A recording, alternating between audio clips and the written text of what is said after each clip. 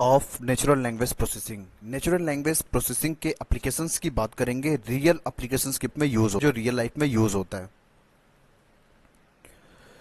सबसे पहले लिखा हुआ है स्पीच रिकॉग्नाइजेशंस। स्पीच रिकॉग्नाइजेशंस का मतलब होता है स्पीच टू टेक्स्ट, मतलब वॉइस या ऑडियो डेटा को टेक्स्ट के फॉर्मेट में कन्वर्ट कर देना। Speech recognition is the Speech recognition is the task of taking input in the form of audio or voice data and converting it into text data. Example Siri, Google Assistant।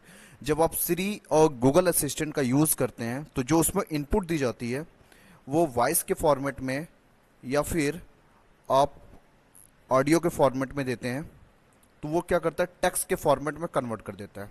तो उसी को बोलते हैं क्या, speech रिकॉग्नाइजेशंस।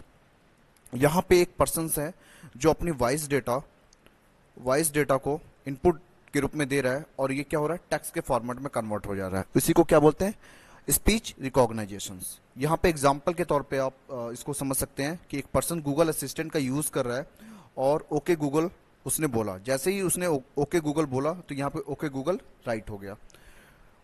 Then यानी कि voice data को इसने क्या कर दिया, आपका टेक्स्ट डेटा में कन्वर्ट कर दिया। इसी को बोलते हैं क्या, स्पीच रिकॉग्नाइजेशंस। स्पीच रिकॉग्नाइजेशंस वर्क कैसे करता है, यहाँ पे सपोज करिए कोई पर्सन है, उसकी जो वॉइस है वो वॉइस जो होगी वो एनालॉग ऑडियो के फॉर्मेट में होगी। लेकिन जो हमारा एनएलपी यूज हो रहा है यानी नेचुरल लैंग्वेज प्रोसेसिंग जिस डिवाइस में यूज हो रहा है वो हमारा वो जो डिवाइस होता है वो डिजिटल के फॉर्मेट में होता है, डिजिटल के फॉर्मेट में होता है। तो यहाँ पे हमारा जो वॉइस है वो एनालॉग ऑडियो के फॉर्मेट में है, तो एनालॉग से कन्वर्ट किया जाएगा किसमें, analogue to digital conversion. Analogue to digital conversion जैसे ही होगा, फिर एनालॉग टू डिजिटल कन्वर्जन के बाद इसको हम कन्वर्ट कर देते हैं किसमें, पैटर्न के फॉर्मेट में। तो पैटर्न के फॉर्मेट में जैसे ये कन्वर्ट हो जाएगा उसके बाद पैटर्न जो होगा वो पैटर्न मैच होगा। पैटर्न मैच होने के बाद वो इमेज या फिर टेक्स्ट के रूप में शो हो जाएगा। ये होती है वर्किंग प्रोसेस स्पीच रिकॉग्नाइजेशन या वॉइस रिकॉग्नाइजेशन के। इसका सेकंड एग्जांपल या सेकंड एप्लीकेशंस बोल सकते हैं जो ज़्यादातर यूज़ होता है, सेंटिमेंट एनालिसिस। आजकल ऑनलाइन पे ज़्यादातर आप टेलीग्राम का यूज़ करते हैं, टेलीग्राम का यूज़ हो रहा है, टेलीग्राम हुआ, फिर व्हाट्सअप का ज़्यादातर यूज़ हो रहा है, व्हाट्सअप का आप यूज़ करते होंगे। तो इसमें क्या होता है, जो इमोजीज आप सेंड कर रहे हो तो इससे क्या होता है कि हम सेंडर के जो हमारा जो सेंडर है उसके बिहेवियर के बारे में हम समझ रहे हैं, उसके एट्रीब्यूट्स के बारे में हम समझ रहे हैं कि जो भी ये जो भेज रहा है इमोजीज उसके एट्रीब्यूट्स उसके बिहेवियर के बारे में आप एनालिसिस कर सकते हैं। तो जब आप इसको आप भेज रहे हो, सपोज करिए व्हाट्सअप पे या फिर आप टेलीग्राम पे आपने सेंड किया, तो व्हाट्सअप पे जैसे आप इसने कोई भी इमोजीज आपके पास आती तो नोटिफिकेशन में इमोजीज के बिहाफ पे ऑलरेडी एक आपका नोटिफिकेशन या एक रिप्लाई आंसर पहले से राइट होता है। तो इसका मतलब हुआ कि एनएलपी इन इमोजीज को क्या कर रहा है, रीड कर रहा है। रीड करने के बाद इनके एनालिसिस को अंडरस्टैंड कर रहा है। तो एनएलपी का सेकंड जो यूज होता है वो सेंटिमेंट एनालिसिस यानी इमोजीज में होता है।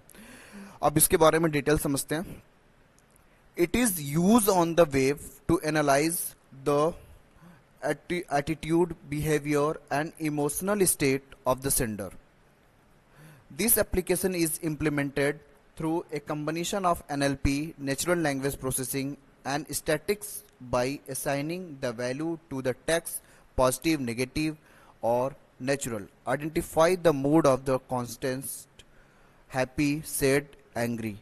जब आप कभी भी इमोजीज को आप सेंड करते हो और किसी भी रिसीवर के पास, जब सेंडर जो है इमोजीज को सेंड करता है तो सेंडर के हम क्या करते हैं, सेंडर के फीलिंग को, सेंडर के इमोशनल स्टेट को हम क्या करते हैं, आइडेंटिफाई कर सकते हैं।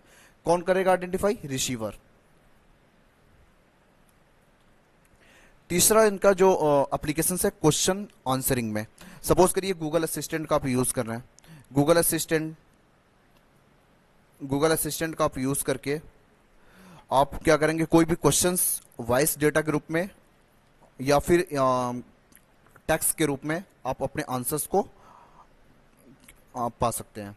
तो यहाँ पे क्या हुआ कि क्वेश्चनिंग आंसरिंग में भी इसका यूज किया जाता है। जैसे कि यहाँ पे एक एग्जांपल है आपका फिर से कि आप गूगल असिस्टेंट का यूज इनके द्वारा किया जा रहा है।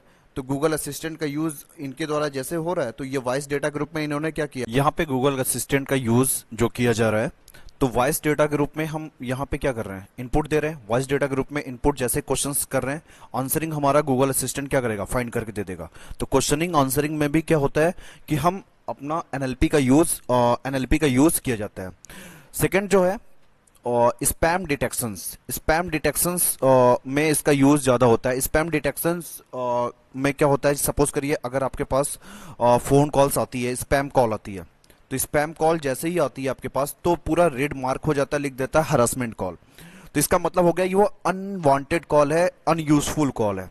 तो सेम इट इज जब हमारे पास ईमेल में कई सारी मैसेज आते हैं इनबॉक्स में, तो उस समय क्या होता है, मशीन लर्निंग एनएलपी की हेल्प से उस मैसेज को आइडेंटिफाई करता है कि मैसेज हमारा यूजफुल है या फिर अनयूजफुल है। तो अगर उसमें मैसेज, एनएलपी क्या करता है, हेल्प करता है, मैसेज को रीड करेगा और ये देखेगा मैसेज हमारा स्पैम है या फिर नॉट स्पैम है। अगर वो मैसेज अनवांटेड है, अनयूजफुल है, तो उसको क्या करेगा, मैसेज को ट्रांसफर कर देगा स्पैम बॉक्स में। अगर वो मैसेज इंपॉर्टेंट है या फिर स्पैम नहीं है, तो वो क्या कर देगा, इनबॉक्स में ट्रांसफर कर देगा, इनबॉक्स में। तो इसका जो एप्लीकेशन है ईमेल में भी यूज किया जाता है। फिर है गूगल ट्रांसलेशंस में। गूगल ट्रांसलेशंस में भी एनएलपी का यूज किया जाता है। यहाँ पे इंग्लिश लैंग्वेज है, इंग्लिश लैंग्वेज को कन्वर्ट किया जा रहा है किसमें, हिंदी में, यानी इंग्लिश ट्रांसलेशन टू हिंदी। आप इसी तरह कई सारी किसी भी लैंग्वेज को किसी भी लैंग्वेज में कन्वर्ट कर सकते हैं। यहाँ पे लिखा हुआ है welcome to online classes, English में लिखा हुआ है, हिंदी में आपके सामने कन्वर्जन आ गया, ऑनलाइन कक्षा में आपका स्वागत है। ये किसके बिहाफ पे कन्वर्जन हुआ, एनएलपी। एनएलपी की हेल्प से आप इंग्लिश टू हिंदी या किसी भी लैंग्वेज को किसी भी लैंग्वेज में कन्वर्ट कर सकते हैं।